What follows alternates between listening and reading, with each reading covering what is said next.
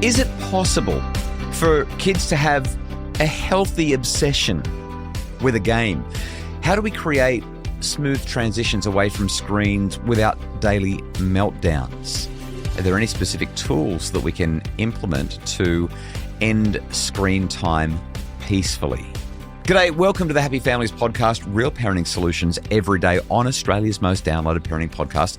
We are Justin and Kylie Coulson, and today on the pod, a quick insight, a sampler of an interview that I did with a guy by the name of Scott Novis. Scott is a former vice president at the Walt Disney Company. He has led the Nintendo Center of Excellence. He's passionate about helping families navigate the modern world of video games and screen time.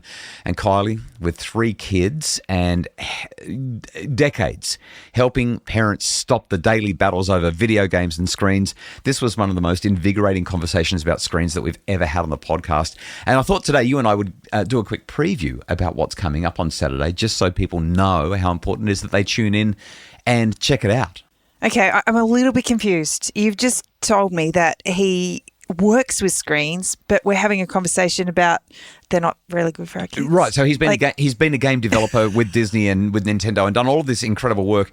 And yeah, that's exactly right. He's got a whole lot of rules and ideas around how our kids can use games in safe ways that minimize the downsides and fully take advantage of the upsides. It was such a great discussion, really provocative, really interesting, and I genuinely learned some stuff. Let me share one of the things that he said. We talked about addiction and what he calls, and I've never heard this language before, the hooked cycle or the hooked algorithm that many game developers are using today. Why does every app you install on your phone ask to turn on notifications? Because it's the beginning of the hook cycle. We got to cue you to do something. Then you're going to do a thing. Then we're going to give you, and this is the technical term, a variable ratio reward. It's unpredictable, and it's tuned to be just the right amount to hold your attention, get you your dopamine hit, but never let you master the algorithm. Then we're going to move you over to what's called investment. And if we're lucky, what'll happen is you will start self-cueing like a cigarette addict reaching for a cigarette. And that's the behavior that is absolutely driving kids and parents and everyone bonkers. It's not a game anymore. It's not entertainment. It is, how much money can we make stealing people's attention? And guess whose attention is most vulnerable to being stolen? Your kids. So, Kylie, essentially what he's saying is that there is a way that you can have kids involved in games that is not disruptive, is not harmful, and actually facilitates good social experience, problem solving, and just genuine fun. But there are some game developers and gaming houses that have come up with solutions that genuinely addict our kids, that really just reach out and put that hook into them and hold on. So I never had a gaming console or anything like that growing up. I did, which is why our kids don't. Because I was addicted. I was absolutely addicted. But I would go to my friend's place and every now and again I'd have a game of Pac-Man or, is it Mario Brothers? Yeah. You're doing really well here, honey. You really know your stuff. And we'd sit down and we'd have a session, but once we'd finished, there was nothing that reminded us about that session. There was no notification that kind of popped up or screamed at us to say, hey, I'm here, give me some more attention. Like what our kids are now dealing with. And I love the way he talked about this hook cycle. The very first thing you do, I recognized it as he was saying it. So often you download an app and it's like, make sure your notifications are on so we can send you messages. And I hate it. Yeah. I really hate it. You know how annoying I am, though, because I turn all my notifications off and then nothing can contact me. And I don't know what's going on. But for my peace of mind and for my stress levels, it's so much better. I just say, no, you're not sending me any notifications at all. Although I try not to download a lot of the apps that are trying to hook me. This guy, Scott, he shared so many great strategies to help us to navigate this. I don't want to give away the whole interview, and he says it way better than me, but he said it's great if your kids want a game. Like, it's fun, and if they're doing it in a balanced way, then it's going to enhance their lives, not detract from their lives. One of the things that he says is don't play games that are connected to the internet. Instead, play games with a console on your telly so that there's a defined end time, or so that...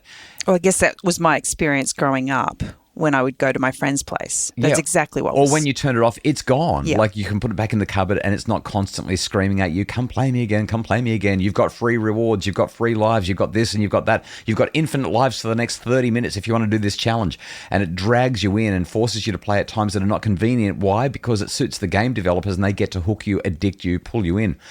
It's really, really fascinating what he's got to say about it. And there's so much more that he said. I love how he talks about the stolen attention. Literally, they're stealing. Well, you're currently reading from us Johan Hari's Stolen Focus. Similar concept. Yeah. These developers are really out to genuinely the mendacity. It's so mendacious. They are literally out to get you.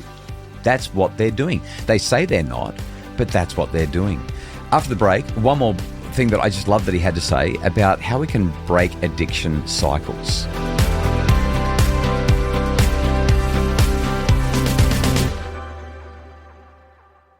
Scott Novis is a former vice president at the Walt Disney Corporation. He also did a whole lot of stuff with Nintendo for a number of years, and he's all about how we can end video game time without fighting, master screen time boundaries, select safe game options. I asked him about Roblox, about Fortnite, and about Minecraft. I just asked for a yes or a no. I said, I don't want you to tell me anything, just yes or no. I said, Roblox. He gave me an answer. I said, Fortnite. He gave me an answer. Minecraft, he gave me an answer, and I can't stop smiling because of the way that he answered each of those questions. That's going to happen on Saturday. If you really want to know what the guy who develops these games or similar games is all about, he'll be able to tell you that on Saturday. But Kylie, the second question that I asked him was, what are the rules for screens, like tips for digital detoxes for kids and gaming addiction? Here's what he had to say. If you detox, right, take it away, get them out, get them moving, get them out in a natural environment, get them into nature, get them to decompress. It's like taking their phones away. Man, it makes a huge difference. Some of the tips are make sure your phone has a bedtime, no screens in the bedroom at night. Lots of parents think, oh, they turn the screens off. Like, no, they don't. They wait till you fall asleep and they get up and go play again. And teachers, just ask your teachers, is my kid falling asleep in class? That's your single biggest clue that kids are sneaking more game time. I have a friend who found their son had a burner phone so they could be online with games. A burner phone. Are you kidding me? Like, the lengths they're going to because they're hooked are just crazy. So part of it is getting them away from that and then getting them into an environment where they've got control. That's the biggest thing is, are these games either reinforcing their sense of agency or are these games completely deleting it? And step one is get rid of the games that are deleting their sense of agency and then walk yourself through the progression. And if you get to the end of your rope, they really can't let it go, then you probably need help. Key word here, healthy gaming facilitates a sense of agency. Unhealthy gaming destroys agency. I know we've done podcasts on this previously. We've talked about the extremes, boys who sit in their rooms for hours and hours on end. They haven't eaten. They haven't even gone to the bathroom. We hear these stories. Or they start screaming and punching walls when they're told to get off, like this compulsive use. Yeah. And having just had an experience where you and I literally took ourselves away from the outside world and had our very own detox. Yeah, like almost didn't touch the phones for a week, except to take a photo or two. I would never have imagined just how freeing it felt. The word that comes to my mind was I was dreading coming home. And how long when we got home did it take until we felt normal again? Because coming back to all of this was so much. Yeah. Like it's so much. Weeks of... challenge and difficulty and exhaustion because of the lack of agency we experience because these devices are so well designed to keep on drawing us in. I actually hate it, but I can't put it down. And I'm watching myself do it and thinking, I teach this stuff. I understand the science. I know what's going on inside my brain, and it's still getting me. What chance have our kids got? This whole conversation about kids, agency, and devices, I don't know if this is the conversation Scott thought he'd be having, but he said at the end of it, once we hung up, he said, that was probably one of the most provocative and maybe even adversarial conversations I've ever had. He said, you really ask hard questions. But he said, that was so invigorating. Like, that's got to be a helpful conversation for people, which I said, I didn't try to make an enemy of you. He said, no enemies here. Like, it was great. But you're really asking hard questions and I'm asking the questions because these are the things that parents are telling me they're grappling with. This is what I'm grappling with, right? I mean, I'm asking on behalf of everyone who's listening, but I'm kind of asking for me because this is so hard.